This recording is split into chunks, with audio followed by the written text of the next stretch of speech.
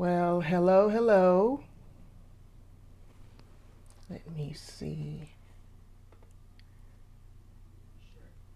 Let me see if you can hear me. Well, hello, hello. Let me. Okay, I just did a test and you can hear me. This is World AIDS Day, and I wanted to share just a few thoughts with you about Black women in HIV, particularly in the Dallas area where I happen to live.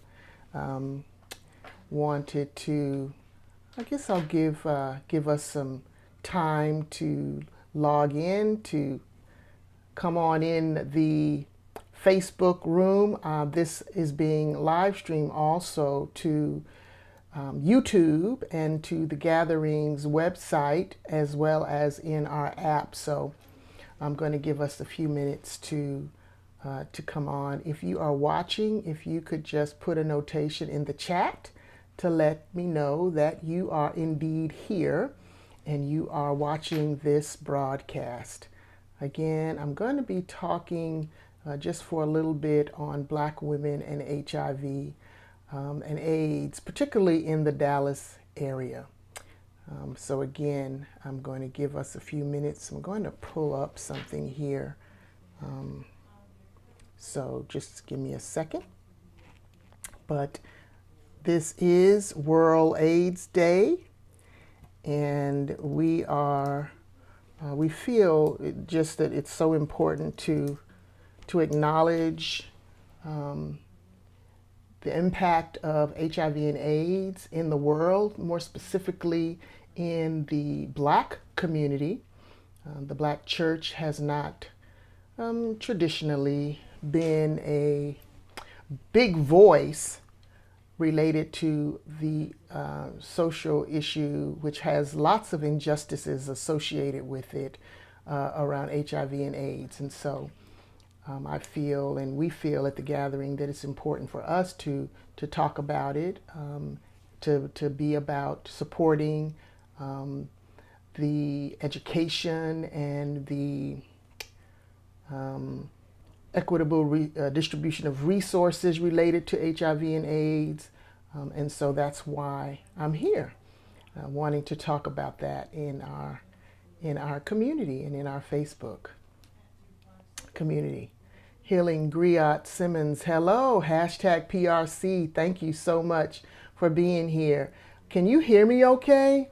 Just make a note in the chat that you can indeed hear me. I want to share this. So, hey, Kiana, how are you? Thank you so much for joining me for just a few minutes to talk about Black women in HIV. My entree into the world of HIV happened really in 1994. Yes.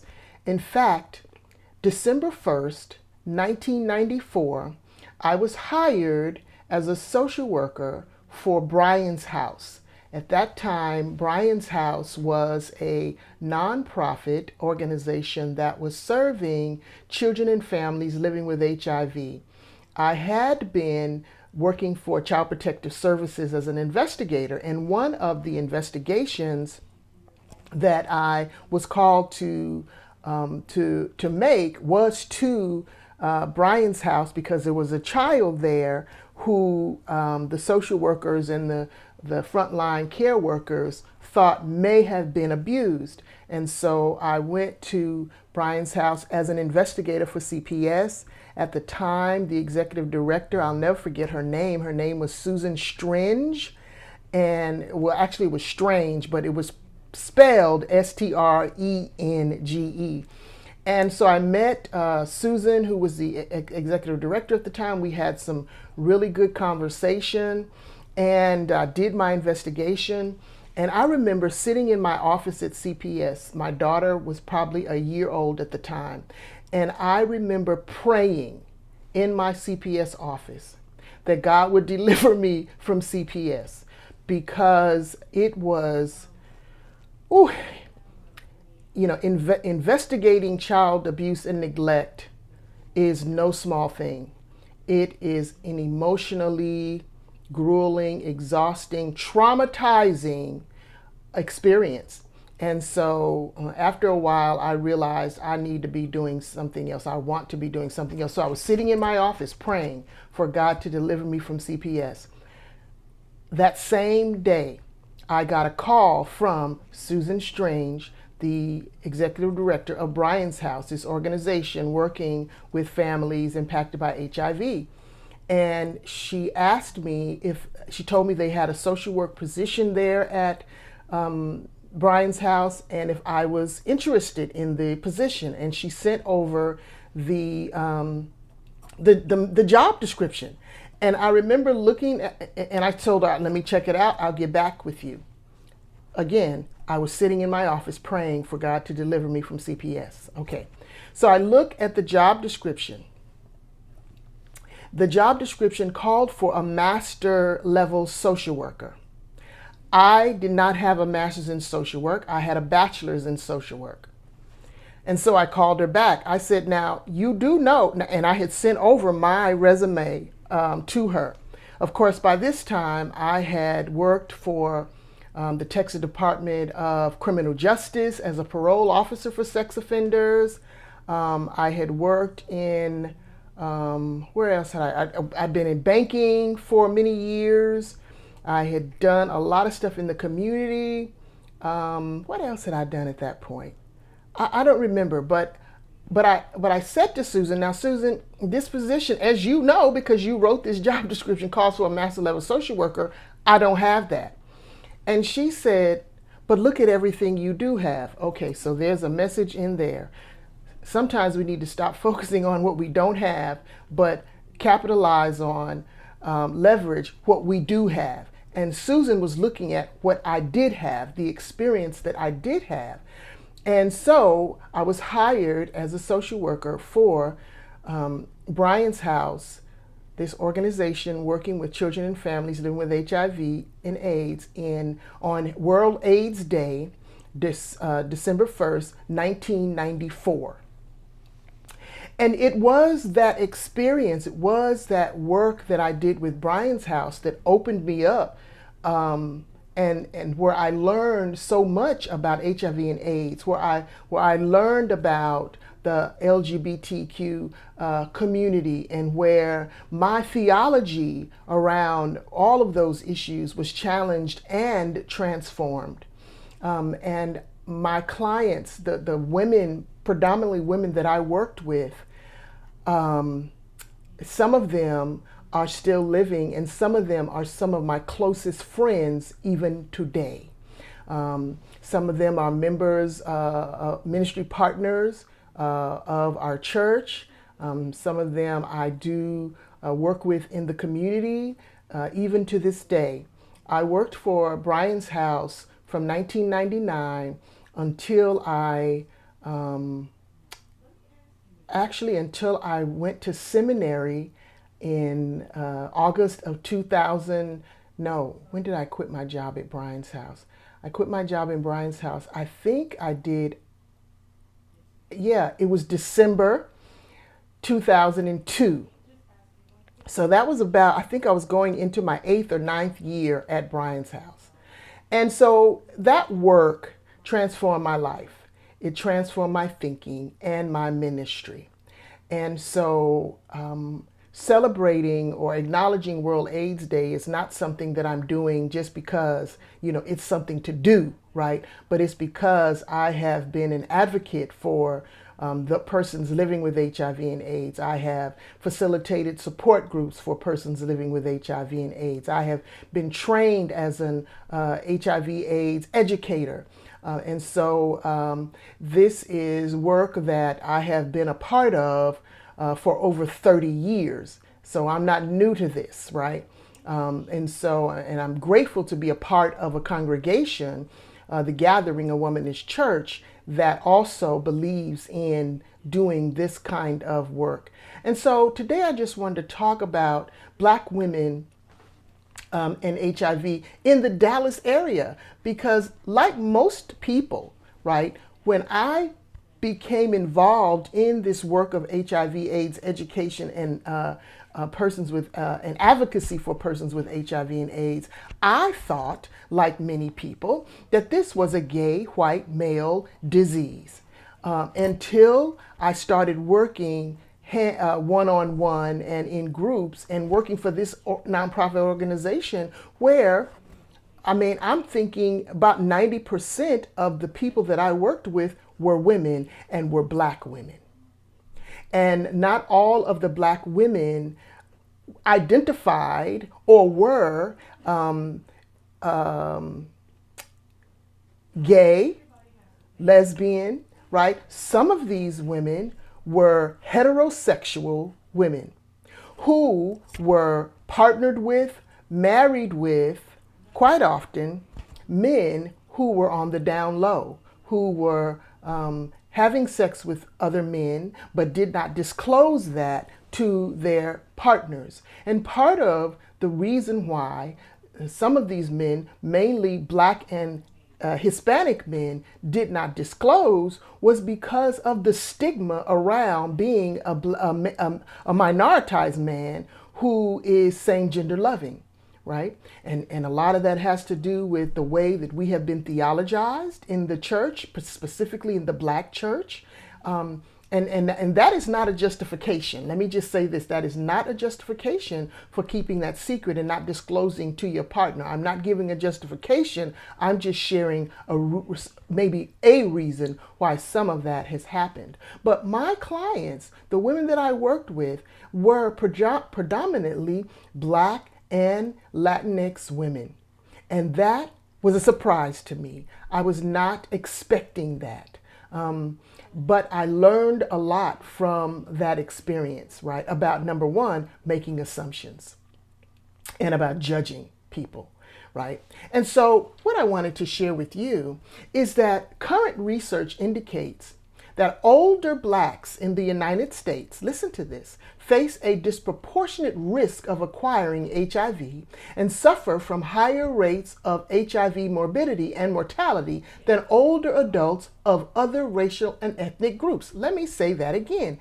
Current research indicates that older black males, that older blacks, that is 55 and above or 50 and above in the United States, face a disproportionate risk of acquiring HIV and suffer from higher rates of HIV morbidity and mortality than older adults of other racial and ethnic groups. Period. As of 2018, black women have the highest cases and rate of new HIV diagnosis compared to women of color. Compared to women of other races, ethnicities living in Dallas County. Let me say that again because I want to make sure that we get that.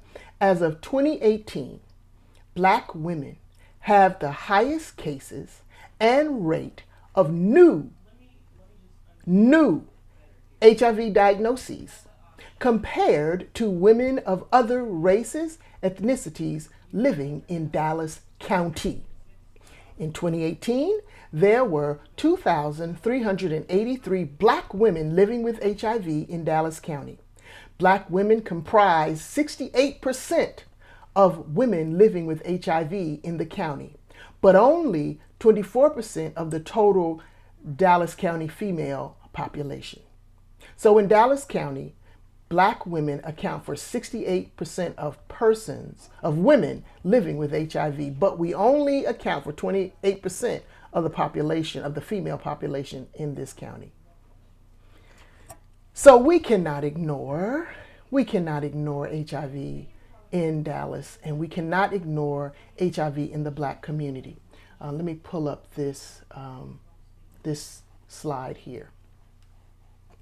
All right, give me just a second.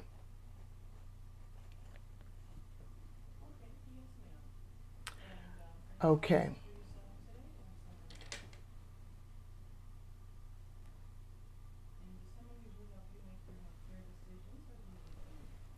Okay. So black women are nearly 3 times as likely to be diagnosed with HIV than their white and Hispanic Latinx counterparts, right? While new HIV diagnosis among Black women did fall 42% between 2005 and 2014, we are still 3 times more likely to get to get HIV, right? Than other groups of women. Okay, let me see what else we got here. All right. In 2019, women made up 20% of all new HIV cases, right? But of that, 27% were between the ages of 25 and 34. So what does that mean? That means that women also, we have to be aware of and cognizant of the women between this age group, younger women, right, who are getting HIV and getting this unfortunate illness, right? And we know that there are, well, maybe we don't know, maybe many of you don't know, but some of that has to do with young women not being and not having, I guess, the confidence, the skill to negotiate for safe sex, right? Because it's unrealistic for us to tell, these young women don't have sex. That's not happening, right? But what we can do as faith communities, what we can do as concerned people, mothers, aunties, is support our daughters, our nieces, our granddaughters, our cousins in being able to negotiate for safe sex, in having the confidence and the courage to tell their partners to put a condom on, right? And there is a lot involved with a woman being able to do that. And there's a lot involved and a lot of reasons why many women don't have the confidence and the courage to do that. And I know some of you you can't believe that. But one of the reasons is when a person, particularly a woman, is a survivor of childhood sexual abuse, her ability to negotiate around sex and sexuality and to negotiate for condom use or to make it a requirement or expectation, just to speak up about her sexual needs and desires, is severely minimized and undermined because of sexual abuse. Ask me how I know, right? As a sexual abuse survivor, being able to talk about what I want and what I need in a partner was severely and seriously undermined because my voice, my ability to advocate for myself, was stolen from me because the sexual abuse that I experienced, the perpetrator didn't ask me if it was okay for them to fondle me, for them to rape me. They didn't ask me my permission. So my first sexual encounter was involuntary. My voice was not important. My voice was not heard. And having that kind of experience as a first or second sexual experience as a child informs how we think about, how we talk about, how we negotiate or don't negotiate for safe sex in the future, right? And so I want to encourage us, hey, Margaret Connolly, how are you? I want to encourage us not to be judgmental about these things, and certainly not for other Black women to judge another woman, right? We got to get away from that. And so these are some important aspects of HIV and AIDS, right? And it's and many times it is connected. I remember when I was working for Brian's House, way back in the early 90s, that I saw, particularly because 90 or 95% of the women that I worked with were Black women, I recognized that there was a connection between HIV a woman presenting with HIV and her history, her past childhood of sexual abuse. And so I did some informal surveys among the women I worked with to just see if that is the case. And indeed it was. Practically every woman who was on my caseload also had a history, who was HIV positive, also had a history of childhood sexual abuse. And so the organization that I worked for, we partnered with Children's Medical Center, and we would have staffings with Children's Medical Center, every week. And one of the things I was allowed to do, that I was invited to do, was a series of workshops on the connection between HIV and sexual abuse. I'm talking, this is in the 1990s, right? I'm doing this kind of work without a master's in social work, right? But I had a real, and that's where our womanist sensibilities come into play, right? I had the real lived experience. While I was not HIV positive, I had the experience of sexual abuse, and I was able to make those connections, right? And I was able to understand the significant psychological and emotional and even spiritual impact of being a survivor of sexual abuse and how it plays itself out in so many areas of a woman's life. And so when we think about AIDS, when we think about HIV, and we see that Black women have and older Black women, I don't know if I'm sure you knew this, Margaret, that older Black women 50 and over, I said this early on, are like the fastest growing group in 2022 who are becoming HIV positive, right?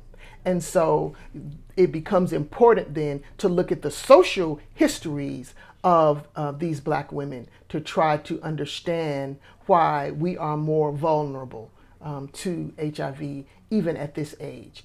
Because many of us, many Black women, I'll say, are at risk, even now. And so we as a faith community, we as the church, particularly the Black church, I think, have a responsibility to address these disparities. All right, I think I have one more slide here I wanted to share. Okay. Again, women with HIV, right? So 1 in 4 people living with HIV is a woman, right? And we already talked about the fact that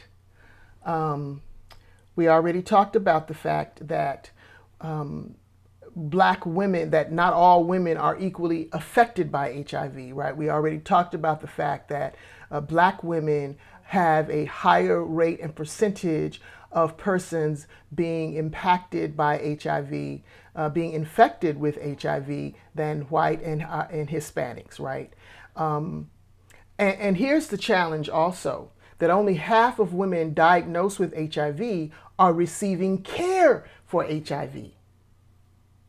Now, put in the chat why you think that's the case, right? Let's talk about that. Let's talk about why you think that it might be possible that of all, the women that are impacted by HIV, right, only half are receiving care, are receiving medication, are seeing a doctor on a regular basis, are receiving all the services that go along with that, right? Why do you think that might be the case? Oh, Margaret says we will be talking about it in January. Wonderful, wonderful, right? So I think one of the reasons has to do with shame. Oh, women not wanting to come forward, not wanting to see a doctor because there's shame around it, right? There's personal shame, right? Margaret, the shame comes before even not having the access, right? Because the shame prevents you from even looking and searching and researching how you might get access, right? So that's, I think, one of the first reasons associated. And our community has something to do around shame because of how we talk about HIV or don't talk about it, how we talk about and how we blame how we blame victims, right, for their own victimization, right?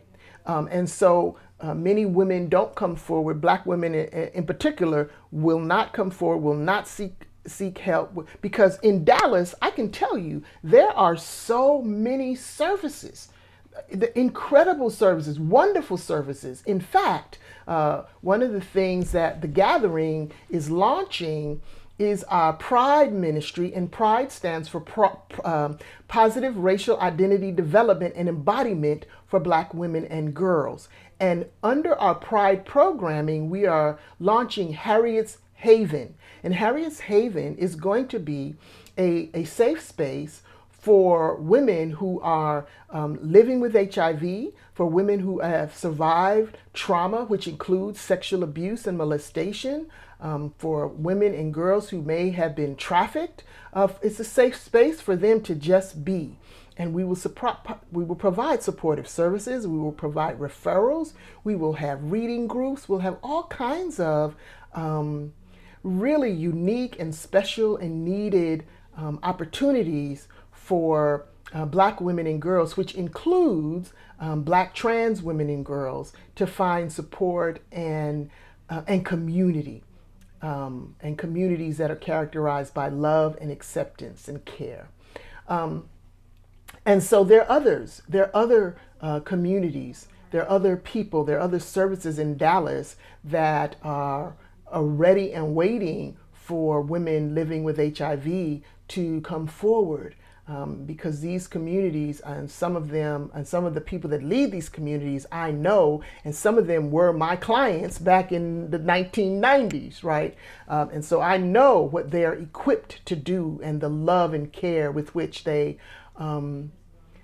share with women living with HIV. And so that's really all I wanted to do, was to acknowledge World AIDS Day, and to talk specifically about Black women in Dallas, and the opportunities for service and care, and the prevalence of HIV among Black women who live in Dallas. So I'm grateful for this opportunity to share with you all. If you are wanting, if you know someone living with HIV and AIDS and they don't have resources, I want to encourage you to refer them to our Pride ministry at the gathering. You can find out more about our Pride ministry by going to www.pride4BWG, which stands for Black Women and Girls. Again, www.pride4BWG.com, and we will certainly make some connections. And be looking out for the launch of Harriet's Haven, January 2023. Thank you so much. Y'all take